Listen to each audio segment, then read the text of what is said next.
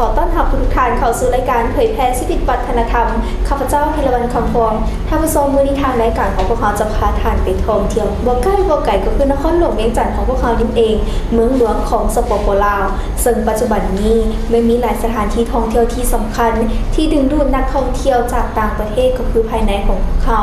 บ่ว่าจะเป็นท่องเที่ยวทางด้านประวัติศาสตร์พุทธนิยสถานวัฒนธรรมที่เก่าแก่ท่านผู้ชมในแดนนี้เขาจะพาท่านไปท่องเที่ยวสถานที่ท่องเที่ยวที่มีนักท่องเที่ยวให้ความสนใจหลายที่สุดซึ่งไผมาแล้วบ่ได้มาสถานที่ท่องเที่ยวแห่งนี้ถือว่ามาบ่ฮอดนครหลวงเวียงจันทน์เมืองเอกของสปป.ลาวซึ่งจะเป็นสถานที่ใดนั้นขอเชิญท่านติดตามรับชมพร้อมๆกันเลย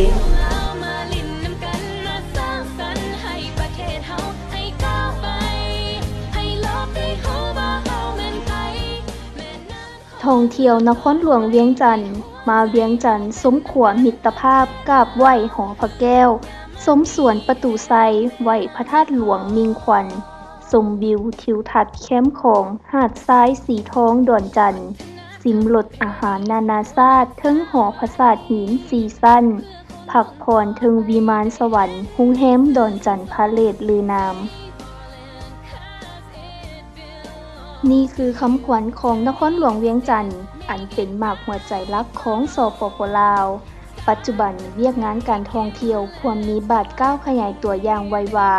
ทั่วโลกถือเอาอุตสาหกรรมท่องเที่ยวเป็นปลายแหลมเพื่อสร้างแรงไหลรับเข้าประเทศภาครัฐบาลเฮาได้ให้ความสำคัญต่อเวียกงานการท่องเที่ยวได้สร้างรายรับเป็นอันดับ2ของชาติถัดจากแขนงการบ่แฮการท่องเที่ยวภายในก็มีความสำคัญหลายต่อการขยายตัวของแขนงการท่องเที่ยวในลาวก็คือการขยายตัวของเศรษฐกิจภายในประเทศเฮาเพราะมันเป็นการส่งเสริมขบวนการลาวเที่ยวลาวประกอบส่วนสร้างเศรษฐกิจลาวให้เข้มแข็งกระจายรายได้สู่ชุมชนลดพรการหัวไหลของเงินตราออกไปต่างประเทศโดยเฉพาะในปี 2013 ผ่านมานั้นสปป.ลาวได้รับรางวัลเป็นประเทศที่น่าท่องเที่ยวที่สุดในโลกจากสภาการค้าและท่องเที่ยวยุโรปถือว่าเป็นความภาคภูมิใจอย่างเอกอ้างของปวงชนลาวทั้งชาติในสปป.ลาวมีแหล่งท่องเที่ยวที่เป็นมรดกโลก2แห่งหลวงพระบางและวัดภูจำปาสักมีแหล่งท่องเที่ยวที่โดดเด่นสวยสดงดงาม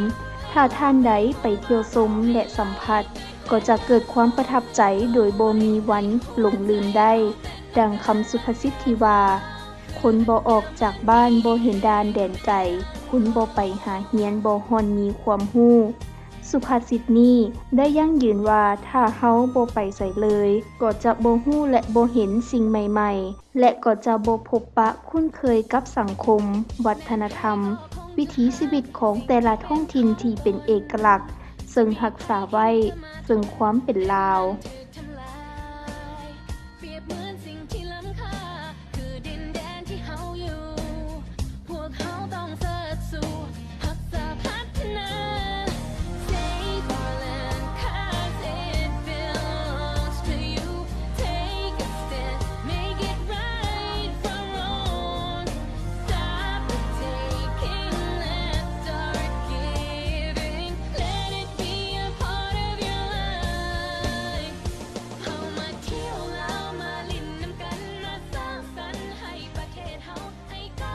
นครหลวงเวียงจันทน์เป็นเมืองเอกของสปป.ลาวซึ่งมีการเจริญเติบโตอย่างว่องไวทางด้านพื้นฐานโครงสร้างเศรษฐกิจและวัฒนธรรมสังคมนครหลวงเวียงจันทน์เป็นที่ตั้งยุทธศาสตร์อันสำคัญ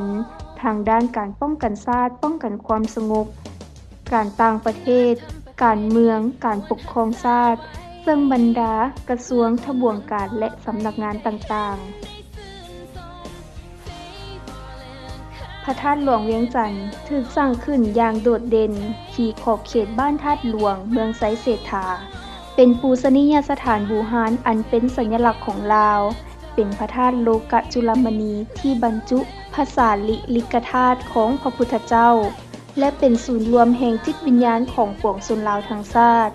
พระธาตุหลวงเวียงจันทน์ถูกสร้างขึ้นเทอทำอิฐเมื่อปีพ.ศ. 236โดยการนำพาของเจ้าเมืองเวียงจันทน์จันทบุรีประสิทธิศักดิ์หรือปุริจันทร์ และถึกต่อเติมเสริมสร้างอีกในปีคศ 1566 โดยเจ้าไสยเศรษฐาธิราช กษัตริย์ผู้สถาปนาเวียงจันทน์เป็นนครหลวงของอาณาจักรลาวล้านสร้าง มาฮอดปี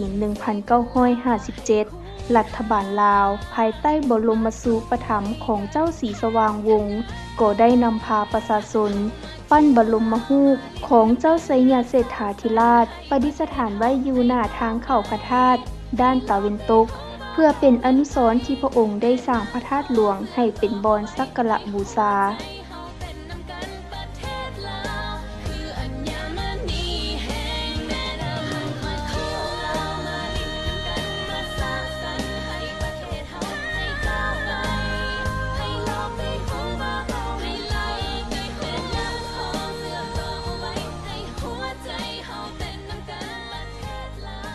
หอธรรมสภาตั้งอยู่บริเวณวัดพระธาตุหลวงเวียงจันทน์หอธรรมสภาถูกสร้างขึ้นด้วยสถาปัตยกรรมอันงดงามแบบศิลปะลายลาวซึ่งมีขนาดใหญ่และกว้างขวาง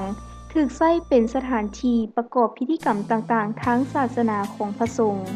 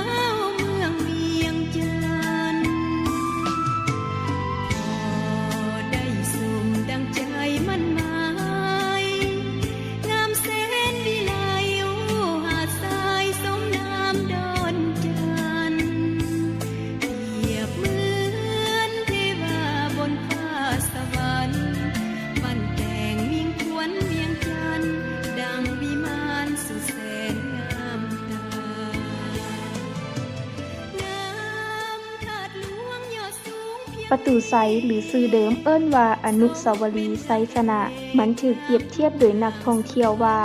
เป็นอาร์คเดทิอมอยู่นครหลวงปารีสประเทศฝรั่งเพราะว่ามีสัญลักษณ์โดดเด่นตั้งอยู่ใจกลางนครหลวงเวียงจันทน์บริเวณตอนปลายของถนนล้านสร้างประตูไซถูกสร้างขึ้นนับแต่ปีคศ 1957 หา 1962เพื่อเป็นอนุสรณ์สถานให้แก่การประกาศเอกราชของลาวออกจากเอกการปกครองของลาวเมืองขึ้นฝรั่งโดยสร้างตามสัดส่วนเลขตำราอันสำคัญของชาวพุทธคือ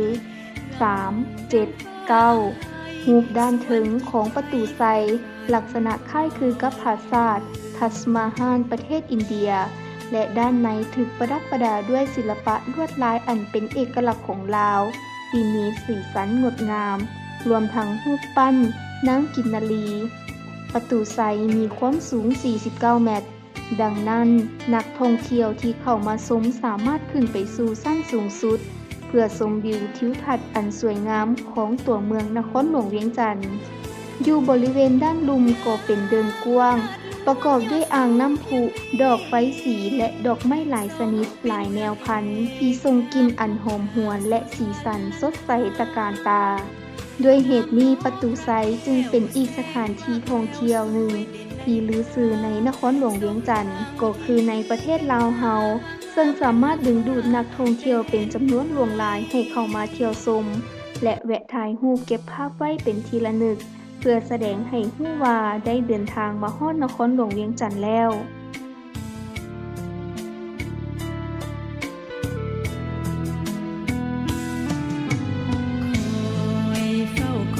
แต่เพียงความฝันอยากเห็นเวียงจันทน์น้องต้องฝันทุกวันเวลาศาสตร์นี้คงสิ้นบุญวาสนามีแต่คนเขาก้าวมางามนักหนาวเมืองมี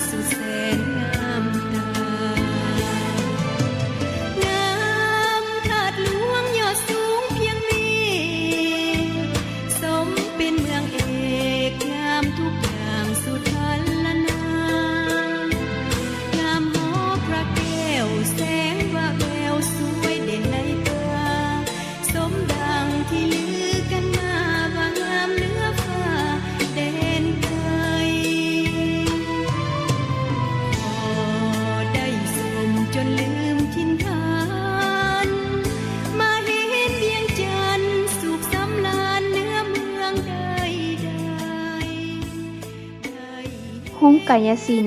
ถูกสร้างตั้งขึ้นในปี 1986 อยู่ที่ถนนเจ้าอนุบ้านสว่างเมืองจันทบุรี สถานที่แห่งนี้มีชื่อเสียงหลาย และเป็นที่นิยมสำหรับการจัดการแสดงทางด้านกายสินทั้งระดับในประเทศและในระดับสากล นอกจากนั้นโรงกายสินยังถึงนำใช้เข้าในการแสดงศิลปะวรรณคดีต่างๆ ละคร การแข่งขันตีมวยและกิจกรรมอื่นๆ เนื่องในวันสำคัญ วันพัก หรือเนื่องในวันพิเศษต่างๆ งามถาดหลวงยอดสูงเพียงนี้สมเป็นเมืองเอกงามทุกอย่างสุดพันละนา ท่านผู้ชมเป็นอย่างไรเกี่ยวกับสถานที่ท่องเที่ยวที่นครหลวงเวียงจันทน์ยังมีหลายสถานที่ท่องเที่ยวที่สำคัญซึ่งจะเป็นระยะหน้าแต่ระยะนี้ต้องขอเส้นทางไปรับชมสิ่งที่น่าสนใจจากทางรายการของพวกเขากันก่อนแล้วกลับมาพบกันใหม่ในระยะต่อไป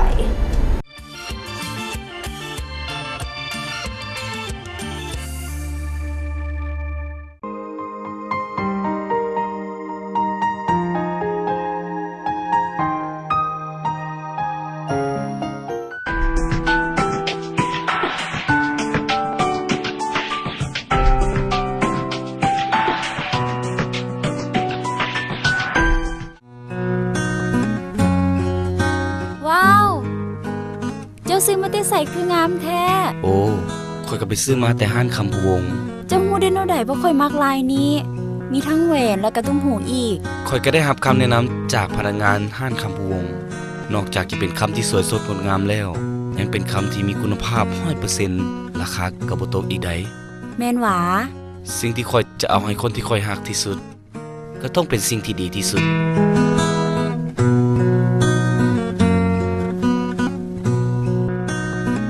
เติมเต็มก็มักอย่างมั่นคงห้านคำพะวงคำแท้ 100% มีให้ทานเลือกหลายแบบหลายลวดลายห้านคำพะวงคุณภาพและการบริการที่มาจากใจ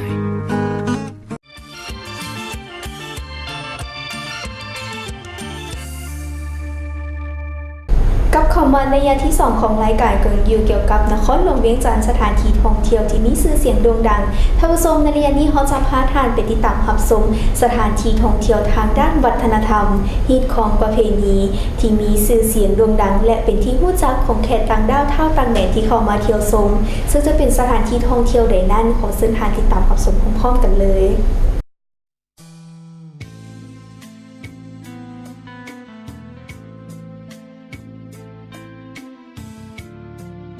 วัดสีเมือง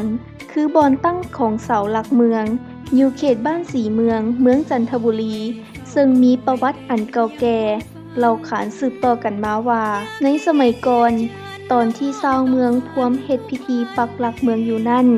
มีแม่หญิงคนหนึ่งชื่อว่านางสีซึ่งกำลังถือพาได้สละชีพโดดลงไปในขุมนั้นนางได้ถูกฝังไปพร้อมกับหลักเมืองและกลายเป็นผีหลักเมืองจึงเป็นที่มาของชื่อวัดสีเมืองแห่งนี้ย้อนวัดสีเมืองเป็นสถานที่ศักดิ์สิทธิ์จึงกลายเป็นสถานที่เพิงทางจิตใจให้แก่ชาวลาวและเป็นสถานที่ที่ชาวต่างประเทศสนใจเข้ามาศึกษาและเที่ยวชมเป็นจำนวนหลวงหลายปัจจุบันประชาชนทั้งภายในและต่างประเทศได้พากันเข้ามาสักการะบูชากราบไหว้วัดสีเมืองทุกๆมื้อโดยเฉพาะวันอังคารและวันศีลคนส่วนหลายแม่นมาขอพรเสียเคราะห์บูชาโชคมาบ่นนำเจ้าแม่สีเมืองในสิ่งที่ตนปรารถนาและเมื่อสมหวังแล้วก็มาแก้บะอยู่นี่ตามความเชื่อของแต่ละคน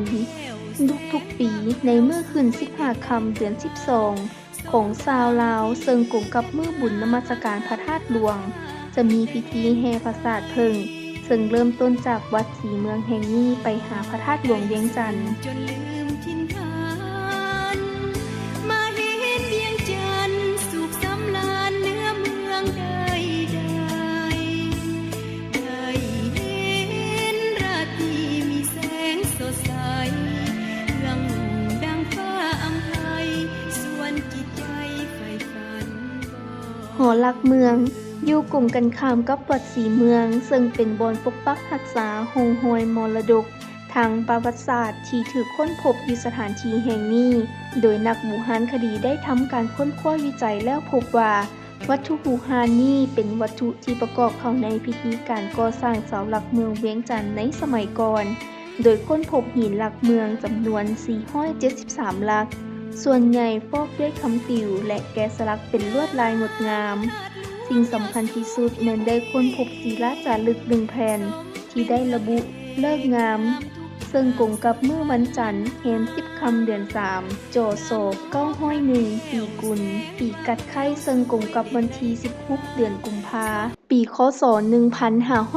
1540 รัชกาลของพระเจ้าโพธิสาราช ซึ่งเป็นบิดาของพระเจ้าไสยเศรษฐาธิราช กลุ่มหินหลักเมืองดังกล่าวถูกจัดวางไว้เป็น 3 กลุ่ม ห่างกันประมาณ 1.5 เมตร และหอหลักเมืองที่หากดสร้างขึ้นมาใหม่นี้แม่นกวามเอาหินเสมาทั้ง 3 กลุ่ม และตั้งอยู่บอนเก่าแต่เดิม ศาสตร์นี้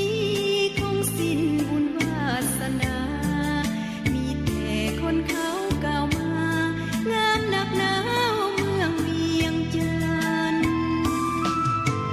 พอได้สมดังใจมันหมายงามแสนวิไลโอหาดทรายสมน้ำดอนจันทน์เปรียบเหมือนเทวาบนฟ้าสวรรค์บันแต่งวิ่งควนเวียงจันทน์ดังวิมานสุดแสนงามตางามถาดหลวงยอดสูงเพียงนี้สมเป็นเมืองเอกงามทุกอย่างสุดทันละนางามหอพระแก้วแสงว่าแววสวยเด่นในตาสมดังที่ลือกันมาว่างามเหนือฟ้าแดนไกล หอพระแก้ว ตั้งอยู่เขตบ้านเชียงยืนเมืองจันทบุรีกงกันข้ามกับวัดศรีสะเกษและอยู่ใกล้กับพระราชวังเก่าหอคำซึ่งปัจจุบันเป็นสำนักงานประธานประเทศ สมัยก่อนหอพระแก้วตั้งอยู่ภายในที่เก่าแก่ในเขตพระราชวัง โดยสร้างตั้งขึ้นโดยพระเจ้าไสยเศรษฐาธิราชในระหว่างปีคศ 1565 หาปี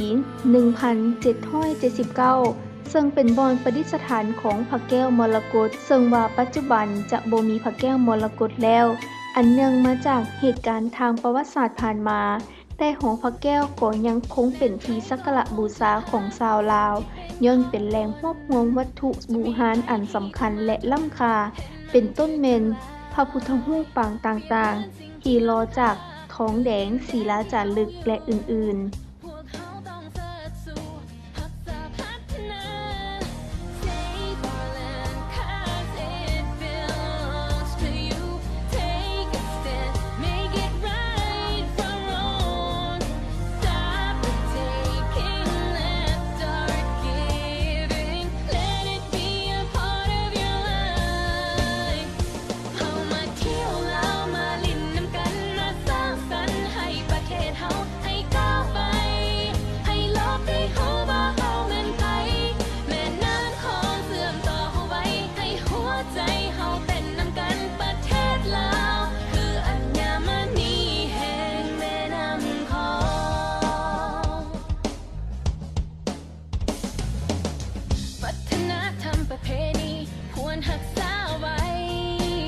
เพื่อคนรุ่นต่อไปได้เห็นได้ชื่นชม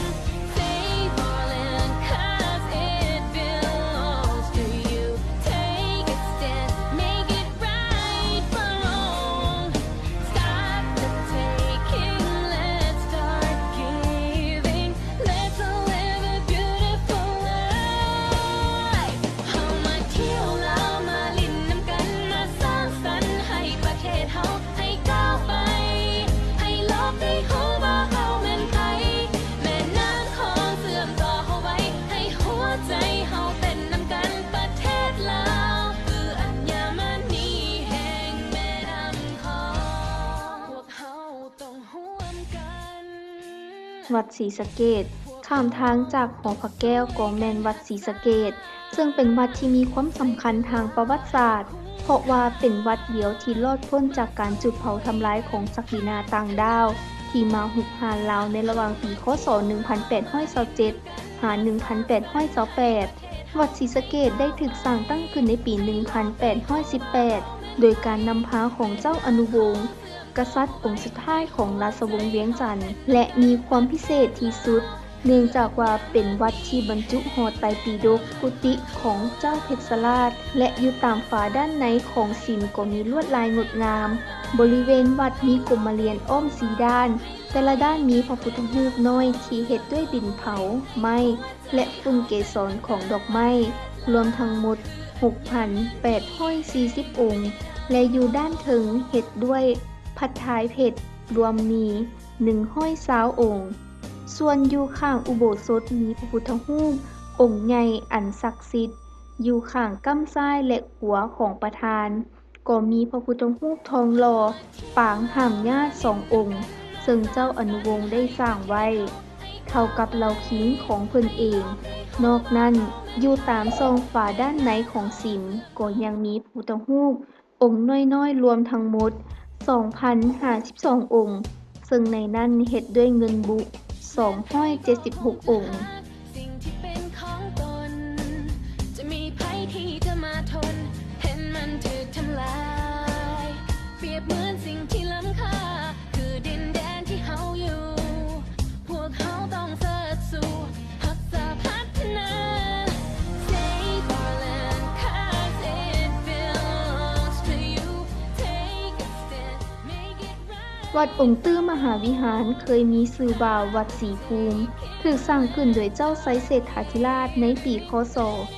1566 ซึ่งตั้งอยู่เขตบ้านวัดจันทร์เมืองจันทบุรี ซึ่งเป็นหนึ่งในบรรดาวัดที่เก่าแก่ที่สุดในนครหลวงเวียงจันทร์และมีความหมายความสำคัญทางบูหารสถานก็คือทางประวัติศาสตร์วัดองค์ตื้อมีพระอุโบสถใหญ่อยู่หลังหนึ่งกว้าง 16.34 เมตรยาว 40 เมตร และสูง 5.80 เมตร วัดองค์ตื้อเคยเป็นสถานที่ประกอบพิธีสำคัญทางราชการเช่นพิธีดื่มน้ำสัตยบัณดื่มน้ำสาบานของบรรดากษัตริย์ก็คือผู้นำประเทศในสมัยก่อนปลดปล่อยแต่ก่อนวัดองค์ตื้อมีอาณาเขตติดกับวัดอินแปงวัดมีไซและวัดหายโศกแต่ย้อนการพัฒนาตัวเมืองและการตัดถนนหนทางจึงเฮ็ดให้ทั้ง4วัดถูกแยกออกจากกันดังที่เฮาเห็นในปัจจุบัน Let's all live a beautiful life เฮามาเที่ยวลาวมาลิ้นนำกันมาสร้างสรรค์ให้ประเทศเฮาให้ก้าวไปให้โลกได้รู้ว่าเฮาแม่นไผแม่น้ำของเสื่อมต่อเฮาไว้ให้หัวใจเฮาเต้นนำกันประเทศลาวคืออัญมณีแห่งแม่น้ำของพวกเฮาต้องร่วมกันพวกเฮาต้องวัดอินแปงวรวิหารเป็นสถานที่ท่องเที่ยวที่ผสมผสานทางด้านวัฒนธรรมและประวัติศาสตร์ซึ่งตั้งอยู่ใจกลางเทศบาลนครหลวงเวียงจันทร์ทางทิศเหนือของวัดองค์ตื้อมีการเล่าขานสืบต่อกันมาว่าในยามการก่อสร้างวัดอินแปงนี้มีพญาอินแปงกลายเป็นผู้เฒ่ามาช่วยเหลือและแนะนำในการก่อสร้างวัดและหลังจากนั้นพญาอินก็ได้แปลงกายเป็นครูบาเฒ่าองค์หนึ่งเพื่อมาช่วยสร้างพระพุทธรูปน้ำอีกจึงเป็นที่มาของชื่อวัดอินแปงจนเท่าทุกมื้อนี้วัดนี้ได้ถือว่าเป็นบูหารสถานที่เก่าแก่แห่งหนึ่งในประเทศลาวเป็นสถาปัตยกรรมที่มีลักษณะโดดเด่นทางด้านศิลปะลายลาวคล้ายคือวัดองค์ตื้อและวัดศรีเมืองประชาชนลาวในนครหลวงเวียงจันทร์ก็คือแขกที่มาท่องเที่ยวจากถิ่นอื่นได้ให้ความเคารพและศรัทธาวัดนี้หลายเนื่องจากว่าเป็นสถานที่บรรจุวัตถุบูชาอันมีค่า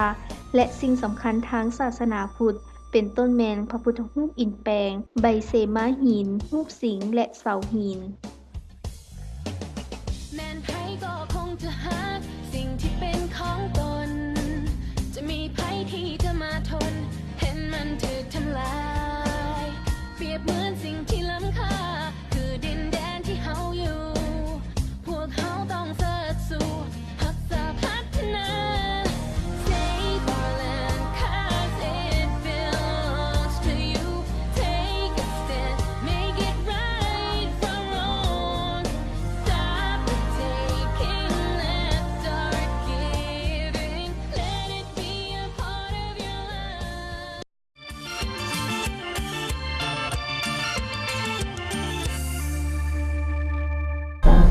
ท่านผู้ชมมาฮอดนี้ทางรายการของพวกเราก็หมดเวลาลงแล้วต้องขอขอบใจกับท่านผู้ชมที่ติดตามรายการของพวกเราแต่ต้นจนจบและขอขอบใจกับผู้สนับสนุนรายการของพวกเราได้ดีตลอดมานั่นก็คือบริษัทจงนาฏรวมถึงจำกัดห้างคำภูวงศ์คุณภาพและการบริการที่มาจากใจสุดท้ายนี้ข้าพเจ้าพร้อมได้ทีมงานรายการเผยแพร่ชีวิตวัฒนธรรมขอกล่าวคำว่าสบายดี